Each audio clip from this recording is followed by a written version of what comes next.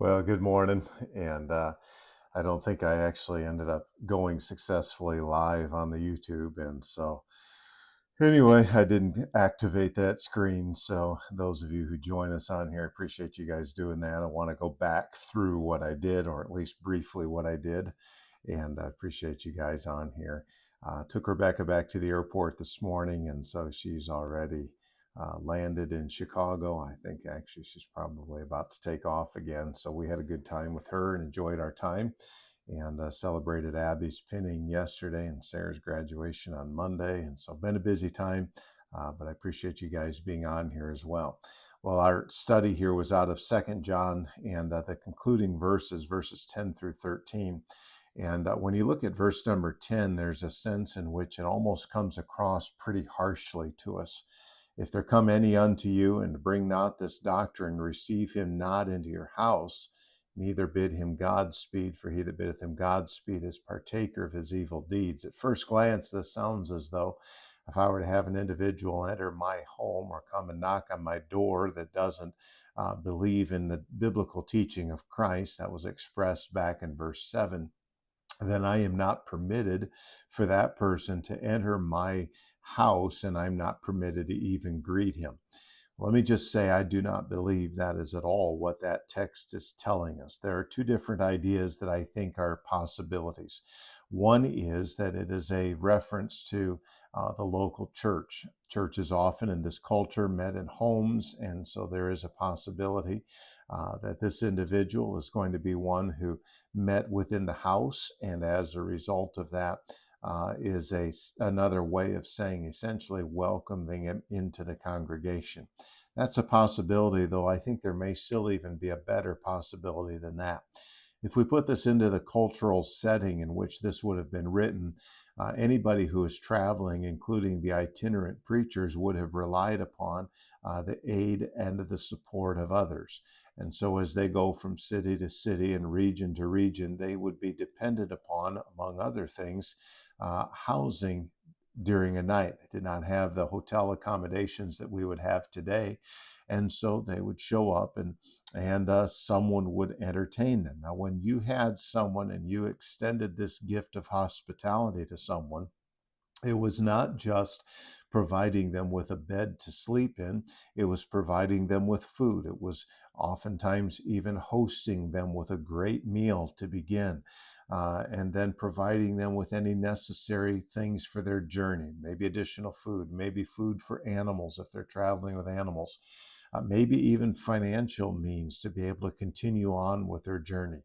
There was a lot that went into this, and I think that's probably the best way in which this is going to be viewed. So here's a person who comes in and is not bringing this doctrine, going back to the teaching of verse 7 that Jesus Christ has come in the flesh. All right, do not participate in his journey in the sense of giving him the aid and giving him the support and giving him the resources that he needs to be able to continue on his journey. That's probably the best interpretation of this. If you were to do so, you would actually, according to verse number 11, become an accessory in his propagation of his false message. This bidding of Godspeed is more than just simply a hello, how are you? It is a blessing that would be bestowed upon an individual. And so everything about this would suggest that we're rolling out, maybe we say it this way, the red carpet for this person. We're striving to meet all of the needs that he has physically and financially, whatever it is, however we can help. And we're extending this kind of hospitality to him. John says, don't do this, because if you do this, you are actually engaging in the spread of his heresy. Now, it is again not teaching us that if someone were to come and bring a false doctrine and they were to knock on our door, that we can't even welcome them into a living room or around a kitchen table to be able to discuss and share the gospel with them. That's not at all what is being stated. What is being stated, however, is that I am not to help him advance his cause. And so clearly there's an element of separation that is here, and that is what John is bringing about. Having many things to write unto you, I would not with paper and ink, but I trust to come unto you and speak face to face, that our joy may be full. There's a lot more that he desires to say to them. However, he's not going to continue to do so via paper and ink.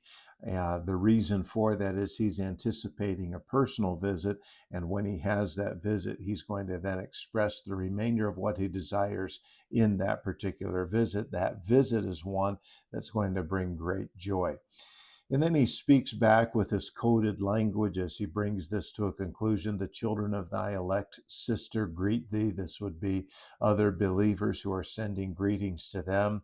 The coded language of verse 13, back with how he began it in verse 1, the elect lady, has led some to conclude that house in verse 10 is a reference specifically to the local assembly, which would have met in homes. Obviously, they should not be welcomed into the membership. And so there would certainly be that point of application. I don't know, though, that that's the best interpretation of this text when we look at what it is that is going on culturally.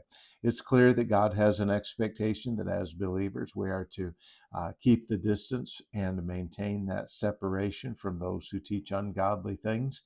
And we need to strive to the truth and holding to that truth.